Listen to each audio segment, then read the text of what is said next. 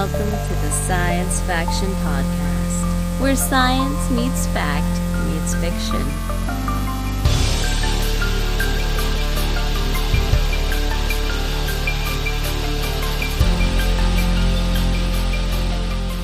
This is Science Faction for the week of July 27th, 2025. I'm one of your hosts, Stephen Dominguez, and with me this week, one gentleman who's also counting down the days to the middle of August. Yo, I'm Benjamin Daniel Lawless.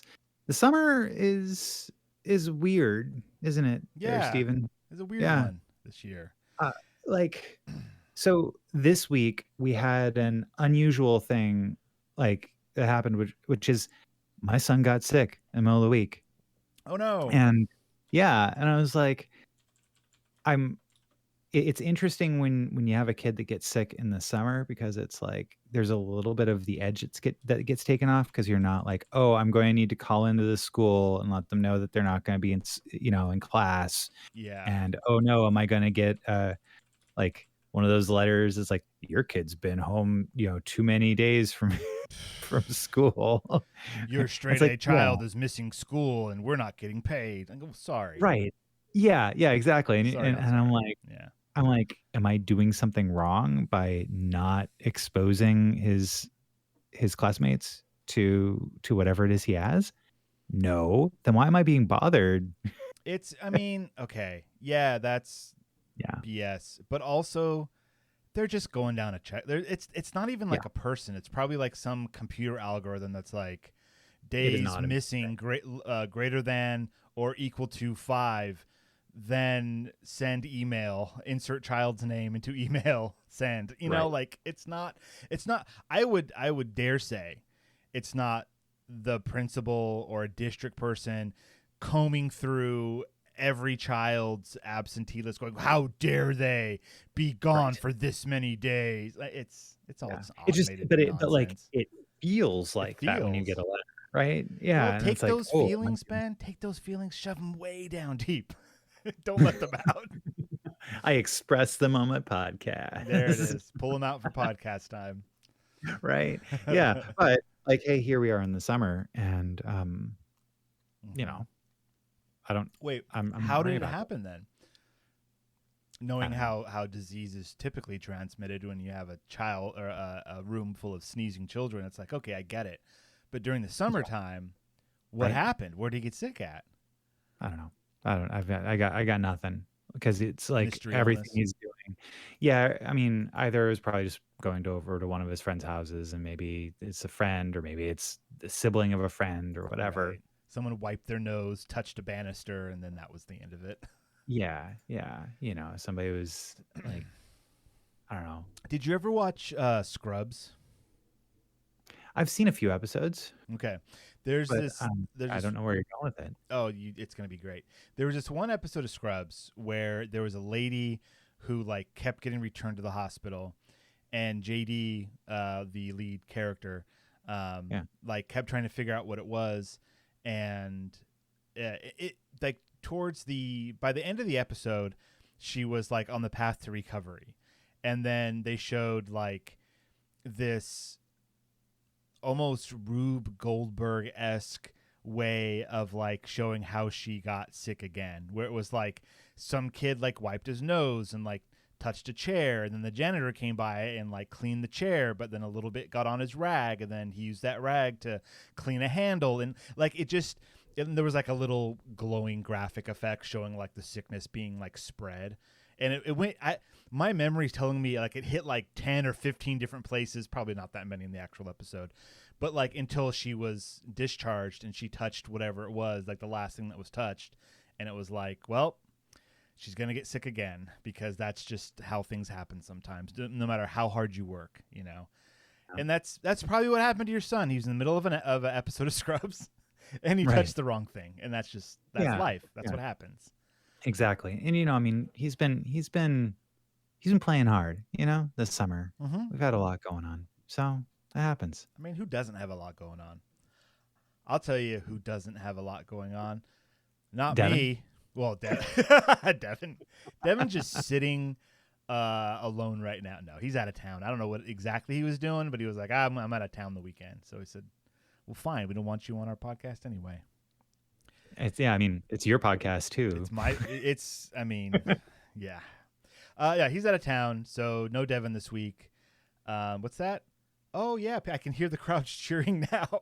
Sorry, Devon. Oh, come on. That was mean for no reason. Was that you? Was that you were just cheering? It was just me. I was like, yay. You should really then figure out who you want to do a podcast with, my friend. And run with that. Run with that. Yeah, oh my gosh, we had such a busy weekend this weekend. It started on Tuesday. My weekend started on Tuesday. No. Oh. So on Tuesday of this last week, my eldest had a friend over like all day, and they played. It was great. But at the end, they were like, hey, can we do this again? And I'm like, yeah, like it's summertime. This is the time to have someone over to just play all day. That's fine. And we settled on Friday. So as the week continued, it was like, oh, should we invite more people over? Yeah, why not? So we invited over 2 other friends of my eldest. Only one of them could make it, but that's fine. So then on Friday, we had 2 kids over. And, they just played all day, tore the house up. It was fantastic. So that was like the beginning, because when the last kid went home, we had to then go and buy birthday gifts for a party that was happening on Sunday. And why were we doing it on Friday evening at an inopportune time? Because there was no other available time to do it. Yeah. And we had also kind of forgotten. Yeah. So there it is. There it is. So because what was happening was then on Saturday, the kids were going to their aunt and uncle's for the night, because Martine and I were going to a wedding. So it was like wake up, do normal morning things, pack, drive down to Santa Maria, do that, come back, get ready for this wedding, go to a wedding. And the wedding, it was interesting because it was one of Martine's coworkers, but she was the only one invited out of her whole company,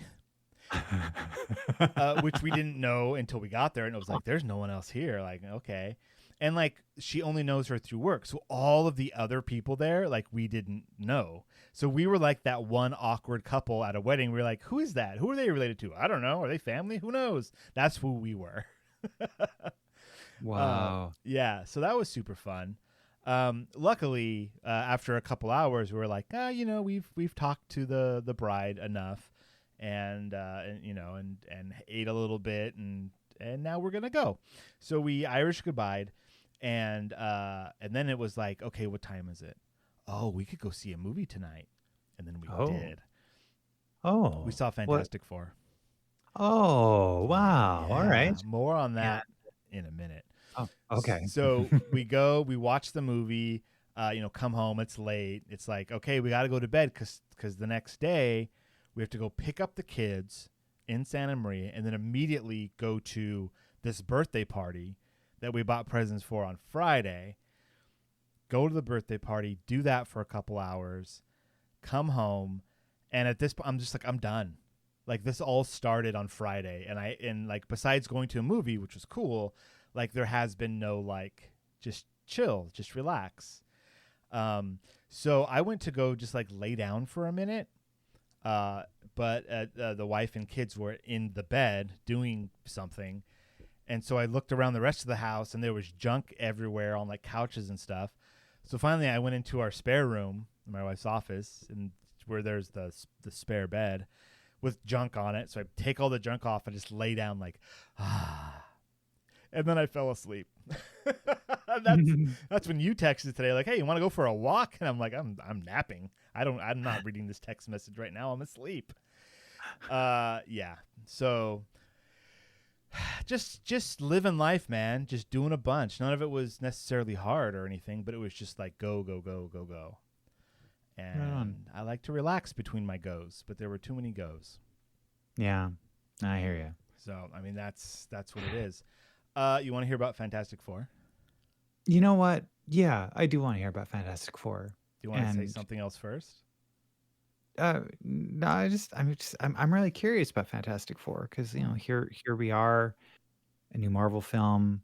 I'm 45 minutes into watching Thunderbolts, and let's talk about a different Marvel film. Like it's yeah, All uh, right. yeah. I saw a thing today that was like the movies this summer, and it's like Thunderbolts, like You're Not Alone, Superman, like Hope, Fantastic Four, like Family's Everything, and like it's like all of these like positive things. Like I think the time of the gritty versions of things is over. Not over. For this Mhm. summer, it's over. Like that's not the way. That's not what people want anymore. We need some optimism in our Yeah, lives. And I tell you what, that Fantastic Four, the world they live in, is so optimistic. So nice. right off the bat, first scene of the flick, it says at the bottom of the screen, Earth 828, I think. So like right off the bat, they're like, hey, Oh, this okay. we're somewhere else. And actually the Yeah. number 828, and I think it's 828, has very specific meaning, that's in like a dedication at the end of the movie. Huh. And what it is, the co-creator, because everyone knows Stan Lee, right? Stan Lee. It was most of these people, or most of these comics that we're familiar with, like Fantastic Four, X-Men, uh, Spider-Man, countless others. It was Stan Lee and someone else. Um, Sorry. Let me look up. I can't remember the person's name because we've heard Stan Lee for so long, right? Yeah.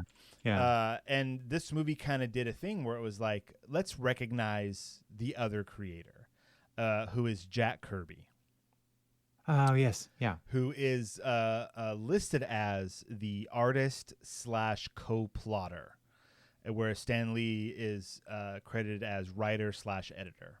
So it's really the two of them together that created the Fantastic Four and many others. So this movie kind of did a thing where it was like, we've been celebrating Stan Lee for a long time. Let's celebrate Jack Kirby just a little bit. And Jack Kirby's birthday is August 28th, 828. So this Mm. Earth is Earth 828. And that is correct. I'm looking at the wiki article for Jack Kirby right now. He was born August 28th, 1917. And he lived until 1994. So he didn't even Wow. live to see all of these amazing movies based on his work. Yeah, he only lived long enough to see the first Fantastic Four film not actually get made, but still. Well, even that first Fantastic Four film was never released. It was Yeah, it was never released. it Yeah. was made so they could keep whoever made it, they could keep the movie rights. And now you Yeah, can find it, but 1994. Yeah. yeah, 94. I don't know if but he Yeah. what's also interesting about that movie, because after I watch a Marvel movie, I go on to Screen Crush YouTube channel that does a pretty good breakdown. And one of the things they said was all the actors from that original 1994 unreleased Fantastic Four movie make cameos in this movie as like That's cool. background. There are a lot of montages in the movie, and like one of them has like a bunch of people saying "Thank you, Fantastic Four" and like little squares as they're moving around the screen, and they're in one of them like all together. That's so cool. Yeah, which is pretty awesome. Anyways, to get back to the movie itself, yeah, so it's a different Earth than regular MCU, and they make that apparent right at the beginning, and it's interesting because after the movie, I'm trying to talk about this movie without spoilers, Yeah. because it just came out this weekend, and there's not a ton to spoil really, but there are a lot of really cool things that I don't want to talk about because they're really cool when you just experience it. Okay. So watched this movie, walked out of the theater, and Martine said, "What did you think about that movie?" And I said, "That was the best Fantastic Four movie I've ever seen." Which I think is really, it's great. That's great. Is it the best Marvel movie I've ever seen? No. It was completely unique, though. And while it is a Fantastic Four movie, it is more a Reed Richards / Susan Storm movie. They really kind of take the forefront of the plot. Ben Grimm, the Thing, and Johnny Storm, Fireman, the Human Torch, which they don't use their code names ever in the movie, I don't think. They just call each other by their names, and they're known as the Fantastic Four. And a lot of the more like comic booky references to them are made via, there's an in-universe Fantastic Four cartoon that I think is from the 60s, and they just kind of like reused it like in universe. Cool. So like people are yelling at the Thing like, come on, say it's clobbering time. And he's like, I don't say that. That's in the cartoon, you know? And so they kind of do that fun little playful bit there about that. But really it's about Reed Richards and Susan Storm. And the first scene of the movie, so this is very light spoilers, but it's the first thing you're going to see in the movie anyways. He's in the bathroom looking for something. She is, you find out very quickly, taking a pregnancy test. And it comes back positive, of course.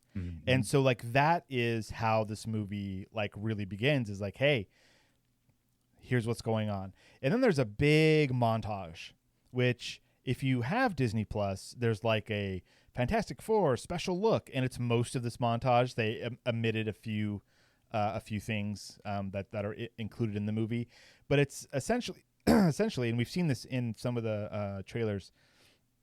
They're going on the Ted Gilbert show, which is like a play on the Ed Sullivan show. And he's like, you guys all know the Fantastic Four, and then like recap their origin and like what they've been doing. And the reason why they're coming on the show is because they've been the Fantastic Four for 4 years. Oh, interesting. And so this movie starts off with like, they are already established superheroes. Reed Richards, they don't specifically point this out, but he has a company called Reed Tech, and a lot of the futuristic, 60s futuristic-y stuff that's happening, you can see it's like branded by Reed Tech. So like him existing in this world is the reason why it looks so futuristic. And it also, I don't remember it ever stating in the movie what year it was, but on the Screen Crush thing, they said that the movie takes place in 1965, I believe. Okay. Which, like, there were some, like, which means their space flight was in 1961 because it was 4 years earlier. And, like, that's the year the comic first came out. Like, there's a lot of, like, things like that kind of match up. So here's the deal. You watch the movie. It's a fun movie. It's a kind of slower paced movie at times. There are a lot of people in rooms talking, more than I would have thought. Ooh, good. But I'll stay awake. there's a reason for that. It's because all 4 of the main characters are all scientists. This is a movie about scientists. Yeah. And this is about scientists that are superheroes. And this is a movie about scientists who are superheroes that have to make a very difficult choice to save their planet. And that's the movie. And in the end, there's a resolution, and it's fine. And I'm not going to get into all of that. I would give it like a... I'm really torn between 2 out of 4 stars and 3 out of 4 stars. I'm going to say 3 out of 4 stars, but just barely. Interesting. Yeah. I mean, for how much praise you've been heaping on it, I'm like, that's interesting. Here's the turn. So afterwards, my wife and I are talking about it, and she asks, the question, and I say it's the best Fantastic Four movie I've ever seen, and she's like, I'm like, what did you think about it? And she said, that movie was completely devoid of emotion, and there was zero connection to any of the characters, and I didn't care about them at all. And I went, whoa. Wow. So then I got into deep thought about it. And I was coming into the movie being somebody who's followed the MCU, who has seen most of the movies and most of the TV shows, good and bad. Knowing just growing up in the comic book sphere and kind of knowing these characters for ages, there was a lot in this movie for the fans. And when somebody watches this movie that's not a fan, they're going to miss out. So, like, one of the big things is, of course, Sue's pregnancy. It's like a main thread. And then the child is born. I don't think that's a spoiler. I think you see that in the previews and stuff. And so someone like me, someone who is aware of the comics and aware of some of these characters, I know the importance of Franklin Richards. Right. I would imagine you know him, the importance of him at least a little bit. At least a little bit. Yeah, enough to know, like, this isn't just a baby. This is a very important and pivotal character within the Marvel continuity. Like, this is a god that was just born. But, like, if you don't know that in this movie, there's just, like, something the kid does really crazy towards the end, and you're like, what? But if you know him, and if you know where the story's going, then you're like, you're waiting for that thing to happen. Something amazing, something, dare I say, fantastic. I mean, like, it's too bad that Jack doesn't have any powers, right? Jack has no powers. That's really funny you say that. Until he does. Because that's the, you know, they're the Pixar Fantastic Four. Right, yeah, right? A superhero family. Like, the first superhero family was the Fantastic Four. I had Emily, my oldest, watch a trailer. And I think we watched like the special look thing on Disney Plus together just to see. I just want to see what her reaction was, because I was considering like maybe I'll take her to go see this like as her first Marvel movie, which I might. There was nothing in it that I think she would have been overly scared of or would have been like confusing or anything like that. So that's fine. But she was like, "Hey, they're like The Incredibles." Like, so her context. Like when we went to go see The Incredibles, it was like, oh, they're doing Fantastic Four. When she sees a Fantastic Four, she's going, oh, they're like The Incredibles. It's wonderful. Yep. It's so cool. Anyways, so yeah, that's the movie. I think it's worth seeing. I think the characters are already being woven into several future projects, yeah. Right on. 3 out of 4 stars, just barely. Or 2 out of 4 stars. Or 2 or maybe more like 1 out of 4 if you know nothing about, not nothing, because she's watched Marvel movies. We've gone to see Marvel movies for a long time. But like within the Marvel movies, it was kind of like Spider-Man in the MCU, where they never explicitly talk about his origin story. You just kind of get it. The kid got bit by a spider. Great power, great responsibility, and then you go forward with that. And he's Spider-Man. That's fine. The Fantastic. I mean, same with Superman, right? The new one, where it's like, how refreshing. Yeah, they just like say a couple lines. There you go. And in Fantastic Four, all the other movies, if I remember correctly, go through their origin story. I mean, except for the sequel to the origin story. Yeah, which is that's fine.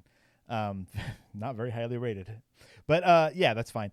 So like I could see them going into this being like, people have seen this already. We've done it before. Let's just do a quick recap and move on. Well, Martine was like, who are these people? What did they do? Like, why do I care? And I was like, oh, well, this story's been told before. And she was like, oh, I don't remember it. I was like, okay, fair enough. All right. Yeah. Yeah. Did she see Deadpool 3? Yes. Okay. All right. Did she know who that was? who Johnny Storm is? I don't remember if I had like already told her about it or if it was like a surprise to her. That's a big deal. Sorry, you know, super fans that that haven't seen Deadpool 3 yet. But Johnny Storm's in. Yeah, Johnny Storm. Chris Evans, Johnny Storm is in it. Which was great because it was like the perfect bait and switch if it hadn't been spoiled, which it kind of was. It was. Oh, see, I didn't get spoiled on it. Oh, yeah, I did. It might have been on purpose. I might have been looking for spoilers, so I'm not going to blame anyone but myself on that one. But yeah, like within the context of the movie, Deadpool thinks it's Captain America, and then when he says Right. "flame on" and bursts into flame, and it, what a great little, what a great thing. Yeah. So positives for Fantastic Four: the aesthetic of the movie being like a futuristic '60s, beautiful, fantastic. Nice. The plot itself overall was fine and consistent, and the characters, they weren't flat, but they weren't fully 3-dimensional either. The director, who also did WandaVision, Oh, interesting. Okay. Matt Shackman, I believe, he's Yeah. really good with a couple, which is why Wanda and Vision were the main characters of that, and Reed and Sue were the main characters of this. Like, he can do like a couple stories with couples really well. But Johnny and the Thing. So the Thing was interesting because they had a couple scenes with him on his own without the Fantastic Four, like doing the Thing stuff, which is walking down Yancey Street and meeting a gal and going to a synagogue at a certain point. And none of those things, like those moments, Martine was just like, what was that? And like, if you don't know, like, well, that's where he grew up. He is Jewish. Like, these are like he's always like dressed up in a trench coat because he's ashamed of the way he looks. Like, all of these things are there on the screen. If you know it, it's perfect. If you don't know it, it's confusing. So yeah, there was a lot of positives in the movie. If you're a fan of the Fantastic Four already, you're going to get more out of the movie. If you're going in it not knowing anything, you might walk away going, what was that? What did I just watch? So in an alternate universe, that Matt Shackman was tapped to write and direct the fourth Star Trek Kelvin universe film. Interesting. Okay. Yes. Back in the summer of 2021, he, after fresh off of WandaVision, Paramount was like, hey, like do this. And they had a script. They were ready to go. They moved pretty far with Star Trek. They had stages, they had crew, they were moving ahead. And then basically the stages went away. The crew was let go. It didn't have a start date anymore. Probably because of mostly, I think a lot of people are pointing at it being like due to the merger that Paramount is currently in the middle of. That's a whole thing. Yeah. But yeah, basically he was trying to make a bright and optimistic Star Trek film. He would have done great at that, because this world, this Earth 828, is bright and optimistic. And even there's one point where it's like, hey, Reed, like, or is it Reed or Sue? One of them addresses essentially the world, saying, hey, we all have to work together to solve this problem. And everyone's like, all right, let's roll up our sleeves and let's all get to work. And like during the middle of that montage, I leaned over to Martina. I was like, this is what we should be doing about climate change. And she was just like, it should be like, all right, here's the problem. Let's all work together and let's solve it. And if we all do that, then we can solve it. But that's not the world we live in. That's Earth 828, the place I want to live in. Anyways, that's Fantastic Four. How funny. I do think it's interesting that like it is so nice when you see a Marvel film show a universe that like I'd like to live in. Like a couple of the universes that Doctor Strange and the Multiverse of Madness visited, I was like, that would be pretty rad. That would be cool to be there. You know? That would be nice. But, the one that's just paint. Right.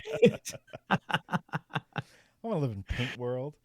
So like when Martina and I were chatting afterwards, she said, what happened to John Krasinski? Like, I thought he was Reed Richards. Yeah. I was like, well, he was in that Doctor Strange movie, but just for like that one scene. And she was like, really?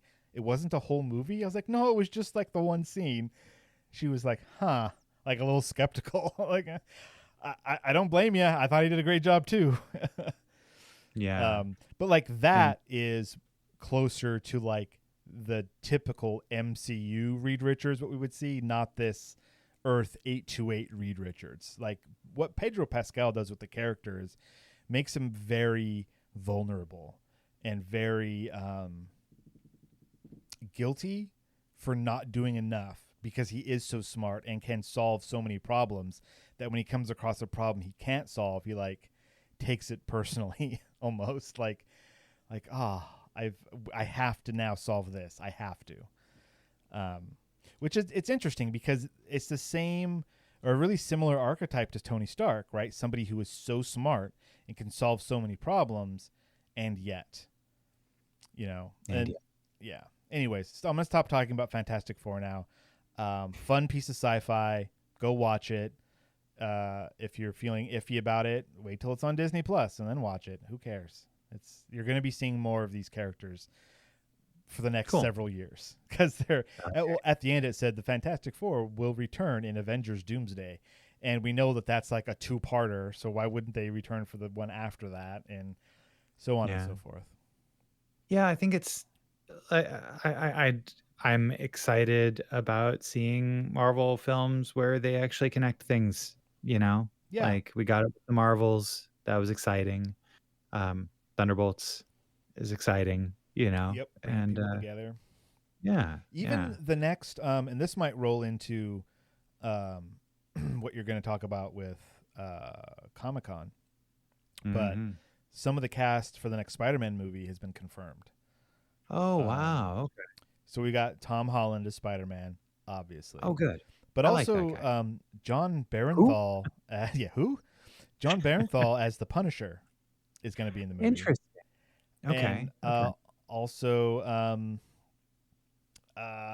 his name's escaping me. The Hulk man. Oh, okay. Yeah.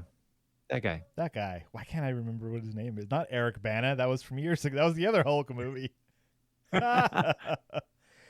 Oh, my brain. Also Sadie Sink, but her role is so far unconfirmed who she's playing. You'll know her as the redheaded girl from Stranger Things.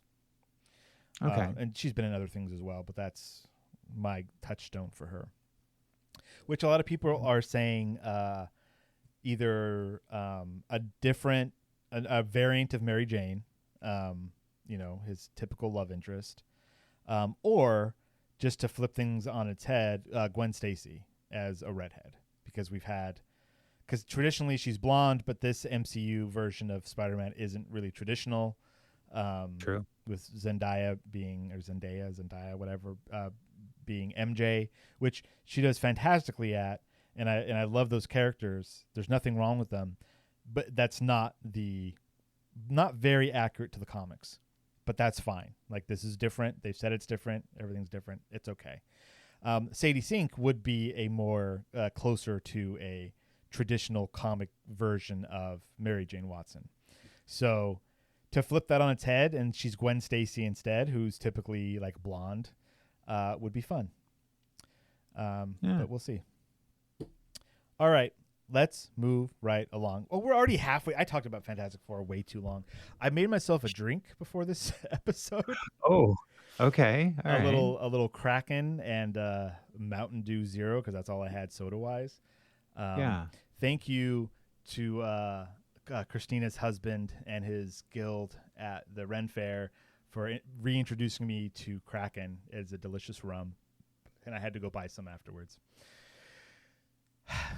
It's time for Future or Now. Now. Give us some news, man. Yeah. Well, okay. So, before I get into it, Strange New World season 3 has premiered, and as of the time of this recording, 3 new episodes are out. Yay! They're great. They're fine. They're just fine. They're great. They range from fine to great, each of them. And I'll tell you, boy, this 3rd episode of the season, Dr. Mbenga, who is probably my favorite character on Strange New Worlds. Ooh, he's like, there's a really good Mbenga centered story where he really holds his own in against against a Klingon blood feud in the middle of a zombie outbreak. What? It's nuts. Great. That's amazing. But yeah, I very much liked that quite a bit. But hey, San Diego Comic-Con is happening, Yeah. as we mentioned before. And sure enough, woke up to a bunch of new information. We got a new Star Trek Starfleet Academy trailer, which is looking great. Awesome. Want to see it? Show me more. Let's go. Aren't there a lot of people returning?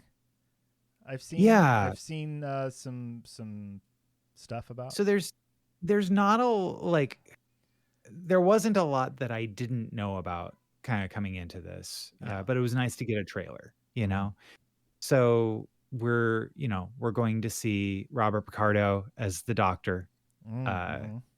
It takes place in the universe post the burn, so after Discovery seasons 3, 4, and 5. Okay, so we're talking like the year 5000 or whatever, like the super in the future one. It's 900 years past where most Star Trek is. Past, it's in next gen era. It's in the 32nd century. Okay, or whatever. Yeah. Wow. And so you get Tig Notaro coming back as Jet Reno. Oh, cool. I like Tig Notaro. Yeah. She's awesome. Yes, yeah, 100%. And then if you liked Admiral Vance from Discovery, Oded Fair is going to be reprising his role. Who? And I don't remember. I mean, you don't need to watch season 3 of Discovery, but season 4 it was really, really good. Season 5 was all right. Okay. And Paul Giamatti is going to be the big bad. Is playing the big bad. Giamatti, interesting. Yeah. In what context? As what? So he's wait. Can I guess? Is it an admiral that's gone bad? Because that's pretty typical. I don't know, but he's part Klingon, part Tellarite is kind of what came out of this trailer. Oh, interesting. Which one's Tellarite? Tellarites are they're very rude. Like they have fun being rude. They look like pigs. Oh, okay. Like pig. Yeah. I'm sure Paul Giamatti would be like, yeah, that's right. That was my Giamatti. That was pretty good, right? It's a race that has been around since the original series. Oh, wow. Okay. Yeah. So like it's not nothing necessarily new there other than the trailer ends with him and like a crew of thugs like walking down a hallway towards the camera whistling the Star Trek theme. Which is like, that's weird. But all right. Weird. I bet you that's a trailer thing. Probably. Then we got another, actually a new trailer thing, which Strange New World season 3 is being shown right just now. Premiered, however, but season 4 has already been filmed. Okay.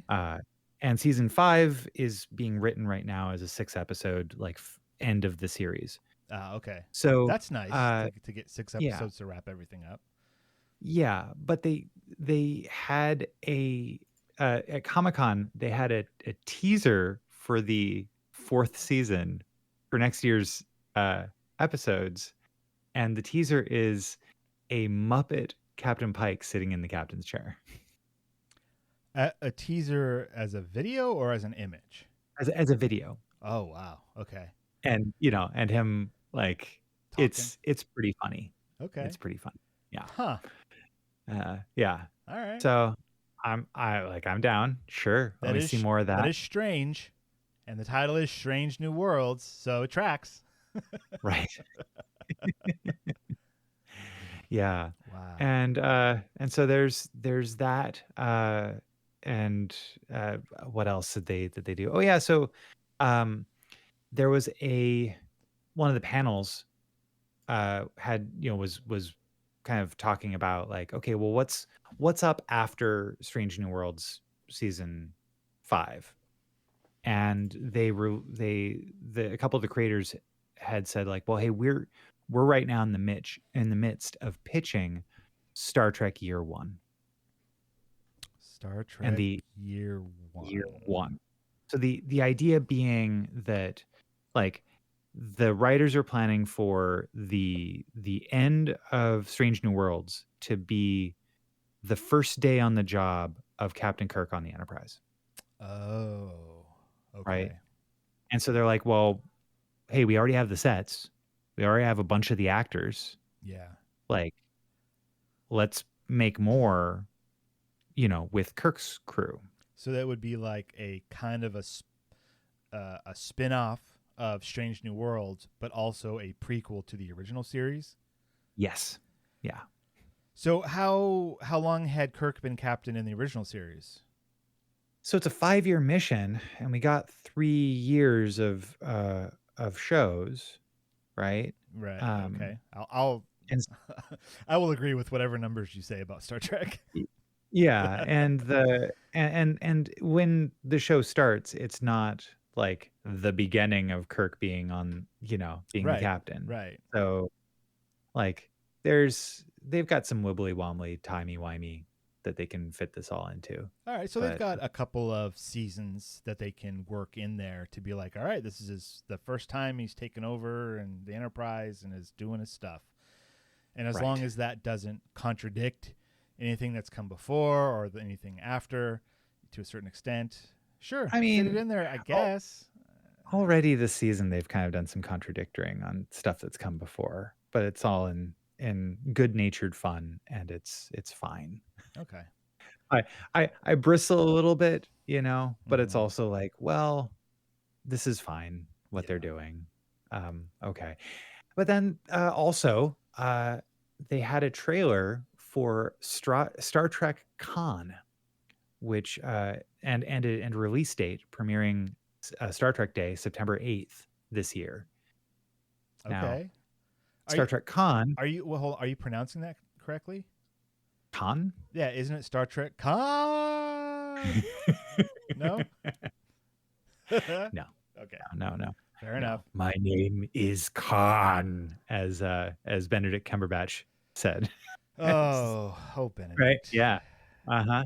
So, which this is a scripted audio series. It's going to be released in podcast form. So instead of listening to our show, dear listeners, feel free to listen to some Star Trek in September. As well as our show. You can watch, listen to them both. Instead of, it's okay. I won't get mad. Put one show in one ear, the other show in the other ear, and then go insane. It'll be great. Heaven knows I won't get sad if you don't listen to us and listen to Star Trek Con instead. Especially because they so in addition to the cast that they'd already announced, which Ren Schmidt from For All Mankind is going to be in it, as well as gosh, what's his name? Sorry. Now I'm blanking. The guy who played Saeed in Lost. He plays Khan. Yeah, what's that guy's name? Naveen. Yeah, something. Yeah. Andrews? Is it Andrews? Andrews. Naveen Andrews. Yes. I win. Yeah. And so he's in it in the trailer. You get to hear him. But something that they didn't they hadn't announced before is that George Takei and Tim Russ are going to be reprising their roles as Captain Sulu and Ensign Tuvok in this audio drama as well. Interesting. Yeah. Okay. Right. And it's actually written by Nicholas Meyer, who wrote Star Trek II: The Wrath of Khan. Oh. Wow. And co-wrote Star Trek IV: The Voyage Home, and wrote Star Trek VI: The Undiscovered Country. Like the 2, 4, 6, 8. Who do we appreciate? That guy's name. Nicholas Meyer. So yeah, I'm kind of excited about that. Can't wait to hear that. That'll be cool. I'm sorry, did you say 6 episodes? Or I don't know. I don't know. But there will be new episodes available from September 8th through November 3rd. So I don't know how. I guess that sounds like 6 episodes. Yeah, it's probably 5 or 6 episodes, something like that. Yeah. That's awesome. That's cool. I mean, Yeah. we're into podcasts. We're into listening to books, audioly. I mean, you and Devon are. I guess I'll jump into it Hop for on the this. train, man. It's not bad to stick something in your ears while you're doing something else. I've done like when I'm doing painting and stuff, I'll be listening to stuff while I do that. It's nice. Yeah, or you just doing a really terrible job of painting, you know. Which you're not. How Like I can dare tell you, you, first of all. I can tell you from seeing your work, you're not doing a terrible job. But that's, like, I don't know. The other night I painted Guarm. Is that what his name is? Let me look it up here. I definitely think that's a name. That is Boy, 100% his name is Guarm, Gwarm, who is a Weequay. Everyone who knows what Weequay are, and is a secondary unit to Hondo Onaka, which is a character that people know from Clone Wars and Rebels, and the ride where you ride on the Millennium Falcon at Disneyland. An animatronic of him is part of that ride. So Guarm is looks like he's maybe a second in command. I don't remember that character from any of the shows or anything. I remember Hondo, but not Guarm. But it's pretty much he's standing there holding a giant sniper rifle with a knife at the end of it. And I painted him the other day, and he looks beautiful. He looks really good. As this, what's so funny because like on known characters, I get like nervous about it because I feel like when I was painting Boba Fett, I was like, I can't screw up Boba Fett. Everyone knows Boba Fett. And I did okay, but I didn't take any risks or like try any new techniques. On Guarm, I tried some new techniques and they worked great, and so he looks better because of it. So now I've got this random character who looks great. Sure, why not? Right on. Yeah. I mean, I guess since all discussion of Star Trek with you devolves into Star Wars, I do want to say I finally finished Andor season 2. Oh, good. And what a wonderful show! Yeah. A absolute masterclass in incredible science fiction storytelling that is as delightful to watch as it is prescient for the time we live in. Oh man, when the Gorman? ice raids started in LA, and people were like, "We just saw this. This is what happened on Gorman." Like you manufacture a problem to send in the military. Like, oh, look what's going on.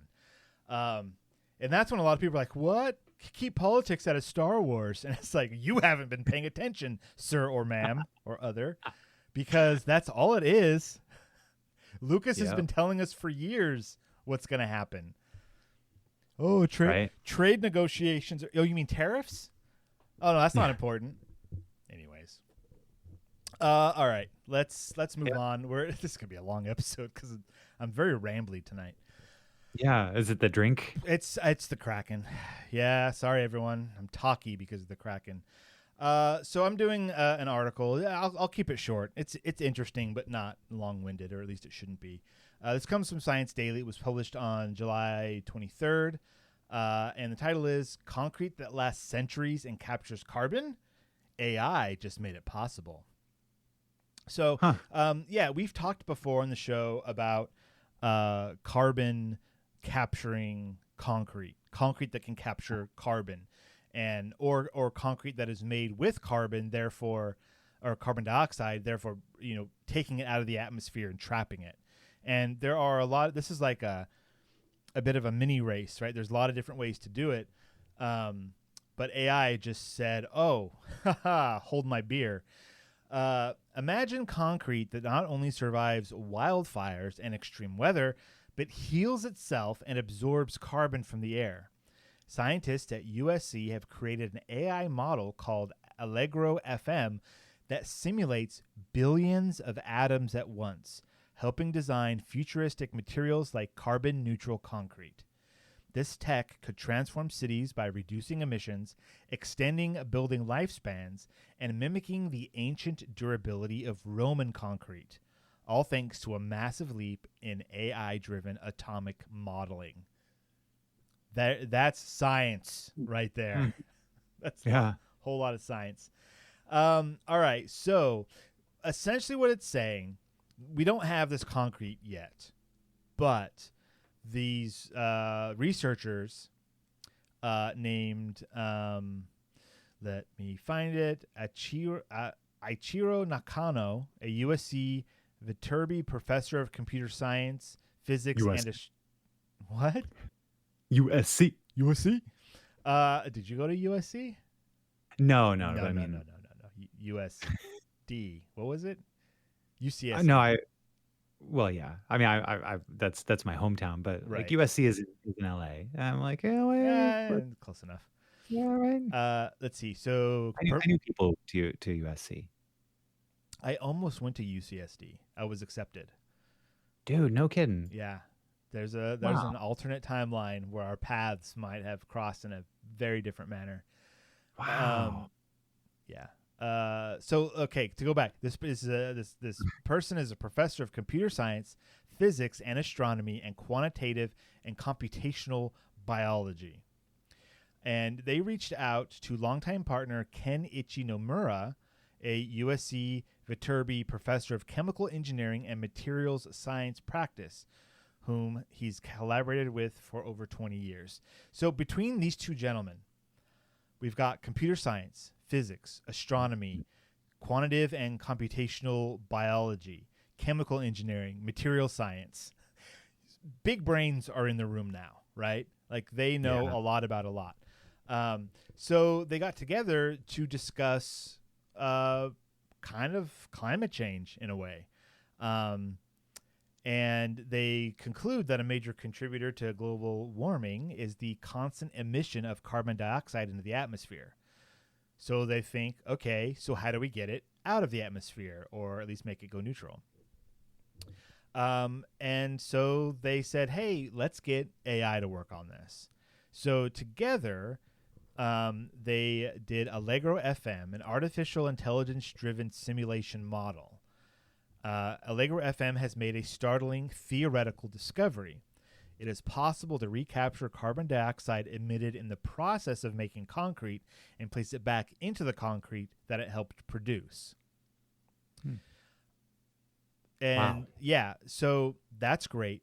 But what the AI is actually doing, and this is where my mind blows a little bit, by simulating billions of atoms simultaneously, Allegro FM can test different concrete chemistries virtually before expensive real-world experiments. This could accelerate the development of concrete that acts as a carbon sink rather than just a carbon source. Concrete production currently accounts for about 8% of global CO2 emissions. 8% is a good start. So, yeah, I mean, this represents computational capabilities roughly 1,000 times larger than conventional approaches. So we have computer models. We have ways that we can say, okay, what if these chemicals mix together? What's going to happen? That kind of stuff. But you got to think every molecule is a series of atoms, and there are things that we can't think of, different interactions that if we don't program into the model, then we don't know if it's going to affect anything, right? It's kind of more of a rough start than a concrete, pardon the pun, solution. Mm-hmm. So this Allegro FM can now take billions of atoms, and mush them together to see how they interact with each other, essentially, that's just incredible. So let's see. The breakthrough doesn't only solve one problem. Modern concrete only lasts about 100 years on average, whereas ancient Roman concrete has lasted for over 2,000 years. But the recapture of CO2 can help this as well. Quote, if you put in the CO2, the so-called bicarbonate layer, it becomes more robust.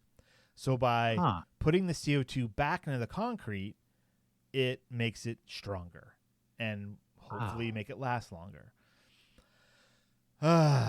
So cool. Let's see if there's any other bits from this article. It says it has a little part called Behind the Scenes, and it talks more about the AI a bit. machine learning, that kind of stuff. It's interesting. If this is something that you, dear listener, are interested in, check out the links in the show notes. It's there. You can read the article. You can even go to the journal references and stuff from Science Daily. It's good stuff if you want to dig in. But that's just super cool that how we can take different developing parts of science and use them with each other, right? AI isn't just a chat bot or a solution place. It's a thing. AI or this, machine learning stuff can be used to crunch out some of these problems that either we can't solve well, or didn't know exist, right? And that's incredible that you can get one emerging bit of science to then tackle the problems of another. And I hope that humans, before it's too late, find a way to harness the powers of AI to help us rather than hurt us. All right. With that, we are going to take ourselves a little break. And when we come back, we're going to do book club and talk about The Pedestrian by Ray Bradbury. We have links in our show notes if you would like to read it as a PDF, or you can get yourself over to YouTube and listen to a narrated version, which is of good quality. So pause the podcast, go do that, and we'll be right back. You ever notice how everyone in sci-fi movies has a secret society they belong to? The Jedi, the Bene Gesserit, the Illuminati, or whatever? Well, guess what? So do we. It's called our Patreon, and if you join at patreon.com/sciencefactionpodcast, you'll get access to exclusive content, our Discord, and knowledge that normal listeners will never understand. Join us, or remain in the dark. Your call. And we're back. Heyo. Hi, friends. Hi. We're back, and big thank you to our patrons, Renee and Josh. Keep it going. Renee, thank you for everything you're feeding us, for San Diego Comic-Con this year. Yeah. That's awesome. Thank you. Last year we had her on. We did. Maybe we gotta do it again. I don't know. I think I'm gonna reach out. Nice. So yeah, thanks patrons. You're keeping the lights on. We appreciate that. Book club time. Yo, so next week we're going to be reading another short story by Ray Bradbury. We're talking like a trilogy of weeks of Ray Bradbury. And so we're going to be reading the short story All Summer in a Day. We'll have a link to a PDF as well as somebody on YouTube that is reading it to you if you'd like it to, that way, Devon. You didn't even cough. It wasn't Devon. It was just. It's okay, Devon. It's fine. You can listen to it. Yeah, I mean, you're probably not going to listen to this. He's not listening to this right now, for sure. We'll tell him about it later. But this week it's The Pedestrian by Ray Bradbury. Yes. And really short story. Wow. Okay. So yeah, it's like what, 4 pages or something. It's really short. It was published in 1951 in an issue of The Reporter by the Fortnightly Publishing Company. If you're young, Fortnite means something different than you think it does. Fortnite ruins everything, man. But every 2 weeks, it's just ruined. This is often considered kind of a prequel to Fahrenheit 451. Okay. I have not read Fahrenheit 451. You should read Fahrenheit 451. I own a copy of Fahrenheit 451. I need to find it and read it. You should read it and then burn it. Oh, okay. I don't know. Like that's just that it's a book about firefighters that burn books. Spoilers. In order to remove them from the ability for people to read them and have those thoughts. Yeah. No. Dystopian future, much like this one. Let's talk about it. Sure. So this story is basically about my friend Matt Dixon walking around at night. And Oh man. Well, so takes place in 2053, Yeah. which Matt Dixon, if you're still walking around in 2053, that's great. Keep walking. Yeah. It's a healthy activity. Yeah. However, be careful because someone might try to take you. I mean, you may be the only one, as in this story, the main character is the only one who walks after dark, who walks really anywhere, um, did walking past all these houses that are lit up by the television screens within and the people who are being amused within. Had you read this before or know anything No, about it? this one was a new one for me. Okay. As I started reading it, my brain immediately went to this is the last man on earth. Mm-hmm. For some reason. Not that he was just the last one walking, just that he was the last one ever. So which this story does not disprove that. that's true. It really doesn't because like you say, he's walking. The homes have dark windows. It was like walking through a graveyard where only the faintest glimmers of firefly light appeared to flicker behind the windows. Yeah, there's like laughter, but is that coming from the television or is that coming from people within? He believes it's the people within that are watching television.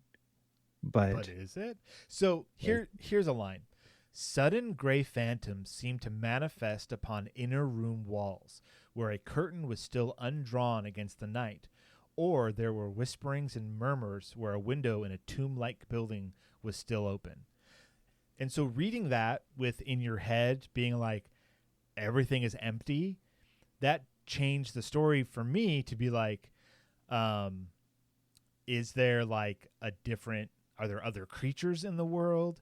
Is this his mind? Is he going crazy because he is the last person? Is there something else going on? Like the story had so many, maybe because of my own misunderstandings or just the nature of a short story and certain vagaries, I didn't know which way to go. And so I picked a direction, and then in the end it felt like it was wrong. Well, so like the main thing that happens as he's imagining what's going on within these houses, these darkened houses, is that he hears a metallic voice tell him to stay still, stand where you are, don't move, put up your hands. Yeah. Hands up or we shoot. A police car has pulled up right behind him. And the police, of course, like rare, incredible thing, because in a city of 3 million, there's only one police car left. Yeah, that was weird. I was like, okay. See, so at that point I was like, oh, there are people. Okay, so then what's going on? Yeah. Right. And it goes on to say like, hey, ever since a year ago, the election year, the force had been cut down from 3 cars to 1 in a city of 3 million, which the idea here is crime is no longer rampant because everybody's just being amused to death in their homes. Yeah. There's no need for the police, save for this one lone car wandering the empty streets. I like when they asked him his business or profession, and he said, I guess you'd call me a writer. No profession, said the police car, as if talking to itself. Right? Oh, what? Yeah. So at this point, my mind retroactively went, oh, okay, everyone's stuck at home just watching TV, doing nothing else. Is that because there's something with the TV that's so amazing that's what everyone's glued to?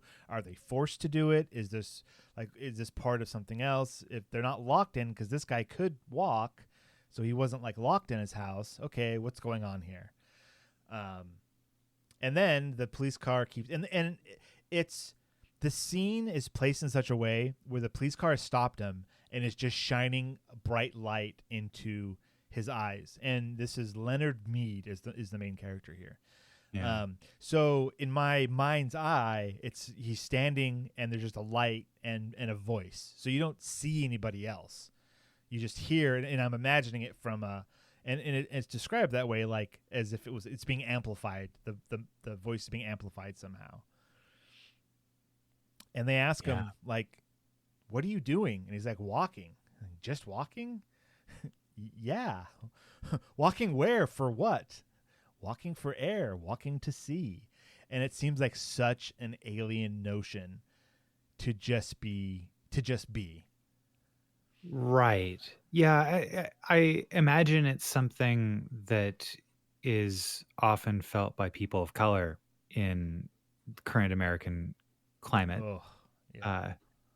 You know, when they're out just doing what they do, enjoying a night's walk. Yeah, sometimes these things happen, and getting stopped, getting being profiled. Yeah. And so he's being profiled not necessarily because he's a person of color, but because he's the only person on the street walking in an entire city of 3 million people. And that's suspicious. Yeah. And so the cop car, the voice from the cop car says like, "Hey, get in. We're taking you in." Yep. And the back door of the police car springs wide, and turns out there's no one in the front seat, no one in the car at all. Yeah. Yeah. He put his hand to the door and peered into the back seat, which was a little cell, a little black jail with bars. It smelled of riveted steel. It smelled of harsh antiseptic. It smelled too clean and hard and metallic. There was nothing soft there. Right. Oh. Yep. And so he's like, where are you going to take me? And to the Psychiatric Center for Research on Regressive Tendencies. I mean, this just like smacks of authoritarian government. Right. Like, oh, you're not doing what we told you to do? You must be crazy. Let's get you back on track. Mm-hmm. Mm-hmm. And so, they pass by a house that's lit up with lights inside, which is his house. And they just pass right by it. Well, he says, "That's my house." No one answered him. And then that's it. That's the end of the story. That's the end of the story. Oh, and then you go, what is happening? Right. Yeah, I mean, what an interesting read. Very few pages. I think according to this PDF is 7 pages long. You get a sense of the character of the world, the physical world. You get a sense of the perhaps the the government of the world. You get a sense for what the author thinks about television. Like, that was the first thing I thought. I was like, oh, Ray Bradbury thinks very poorly of TV. Because the way that I thought was everybody is so enraptured with how incredible TV is. They're not doing anything else. That's what I thought at first. And then with the police car and all that, it was more like, oh, they're either forced to do what they're doing or they have no other choice. It's like a curfew thing. And maybe they're because there's no lights anywhere. So maybe that's part of, some curfew or something. I don't know. But like all of that thought, all of that conjecture from 7 pages, like Ray Bradbury, thank you. Like, yeah. Wow. Yeah. What an efficient use of words to tell a story. And and it's like, again, prescient, everybody, I don't know. I definitely think a lot about like, well, what's the point when all of our society is so like, the value of things is the value of our attention, right? And when Netflix CEO is saying our main competitor is not another streaming service, but is the act of sleep, that's our competitor. Jeez. Like to the shareholders. And it's like, yeah, that's, like when you have all of these things that are meant to amuse us, but and that's great, but it's a form of control. It's a form of like, it's all this stuff, where like it's a little dystopian. It's a lot of if dystopian. you look, if you look, I mean, it's pretty easy to look at the world through this lens as well and go like, oh wow, we do have a choice, in all these things, or do we? Does Well, choice even exist? stand up and make a choice before you're strapped down is where we're Mm. at right now. Ooh, And yeah, you got a lot of yeah. people volunteering to sit, and it's like, come on, wake up. Um, Yeah. yeah, it's interesting that this science fiction from the 50s is not so sci-fi. What to them would have been 100 years in the future is just 75. Right. Their science fiction future is coming true faster than they thought possible. And that's, I'm sure, to every single one of them, that would be horrifying. Absolutely horrifying. Right. Yeah, I mean, looked at it from that point of view, right? But then, like, also take a look at all of the amazing things that we have in our world. Like our lifespans are much more than they ever have been. Infant mortality rates are down. Like, um, there's really good things really happening. It's hard to look at the world from an optimistic point of view with how our attention is being mined to show us all of the terrible things, because that's where, like, we spend more attention looking at that. But, That's like, what gets the clicks. That's what gets the views. right? Yep. Yeah, and so, like, it's all of it, right? There's good and bad in equal measure, but at the same point, like, if shifting your perspective to look at, like, oh, hey, is it that important that I spend this time looking at my phone? Like, what would the world be like if the user interface of the endless scroll never was invented? Because that was what, mid 2000s that Yeah. that that that was that was created. And here we are in a world where you're not going to get to the end of a stream of information, because as soon as you get to the end of a stream of information, you're presented with more, and maybe even the stream of information isn't even made by people anymore. It's you It's know it's this entire consumer culture that we as yeah, Americans have trapped ourselves in. And yeah, to get to the heart of it, we have to start understanding that all of these things that we were taught to consume, either via family, via commercials, via, whatever, is probably not true. One thing that we as a family are going through right now is finding alternative places to shop for certain things. oh, okay, yeah, And that has really kind of opened our eyes to, like, oh, the place that we just blindly went to before, it was not our only option. It was probably the easiest option. It was probably the most reliable option, but it was not the only option. And mm, there are other places to look. There's a specific Instagram account that I follow, that their goal is to say, if you are looking to buy XYZ and you usually got it at these certain places that we don't want to shop at anymore because of very important political and mm, socio, not economical, societal issues, all those things, right? If you don't want to keep giving your money to billionaires, here are other places that you can shop to get these things yeah, that this person, like, researches and gives links to and all this stuff. And, like, some of the things are surprising. Like, so for example, this is what I'll end with, because we kind of got off topic here with the story. But yeah, here's, we sure did, didn't we? yeah, Sorry. that's what great sci-fi does, is get you to think. And then we Yeah. are now thinking. We went to this birthday party I talked about at the beginning of the show. We had to Mhm. go shopping. Typically, over the past several years, probably 8 to 10 years, when we had to do something like that, our first stop was to go to Target, because they've got toys, they've got clothes, they've got wrapping paper, one-stop shop. You walk in, you spend a couple, $100, $150, you're ready to go to a birthday party or whatever, right? Easy, Mhm. easy. We don't want to shop there anymore. Okay, so what are our alternatives? in our area, we have something called Five Below. Now, this is a store. It's kind of like a $5 and under store, but also there's stuff that's over $5 in a specific area. And it's a lot of kind of random stuff.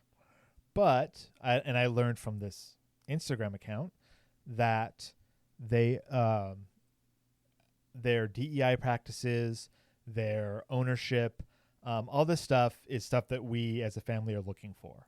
So that would be a place that we would feel good about giving our money to. So we went there. Yeah. We found a whole pile of gifts to give to my daughter's best friend. And it was, I was going to be surprised if it was under $50. It was under $40. And it was a pile. And, cause she wanted to get her like a couple of extras, which is great. So we walked out of there for under $50 for more than what was adequate for a birthday gift for a 10-year-old, somebody turning 10. And I was just amazed by that. I was like, wow, getting the same pile of stuff at that other store definitely would have been over $100. Definitely. And for a 10-year-old, they're not going to know the difference for some of these items, right? Like a bunch of slime, like the kids like the slime. And she was like, oh, yeah, she loves slime. There was a bunch of slime at her birthday party, too. Too much slime. I hate the stuff. But the kid likes it. It's about the kid. That's fine. But like a similar product would have been twice as much at the other store. And the kid's going to take it out, is going to squish it in her hands. It's going to get dirty. She's going to throw it away. It's going to have the same life, right? No matter how much it cost. And so, yeah, that was a very positive experience for us. So I recommend it. And if I find that account, I'll throw it in the show notes if people are interested. I don't know it off the top of my head. I'll have to note it later. But it's very, very good. Yeah. All right. Good. Yeah. Excellent. Anyways, good that you found that you're finding that you guys are putting your money where your ethics are. Yeah. And that's incredible. There's very little that we can do about the state of our environment. Money talks in this world. So put your money where you want it to go and know where it's going. That's something that we have just blindly ignored for far too long. And now we have billionaires. We're infected with billionaires, and it's not what should be. And it's very disappointing. All right. But aside from all that, man, Ray Bradbury can write well. Isn't he a good author? Love this guy. He's great. So He's really good. Remember, next week we're reading All Summer in a Day, also by Ray Bradbury. Links are in the show notes. Links to a whole bunch of stuff are in our show notes. You should go click them. It's great. So with that, do you have any last words for us, Ben?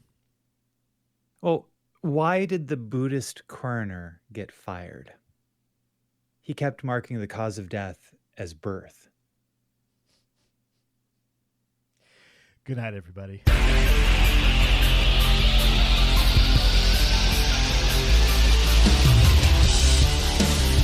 This has been the Science Faction Podcast. Tweet to the host at SciFact Podcast. Email them at sciencefactionpodcast@gmail.com and visit sciencefactionpodcast.com for more episodes.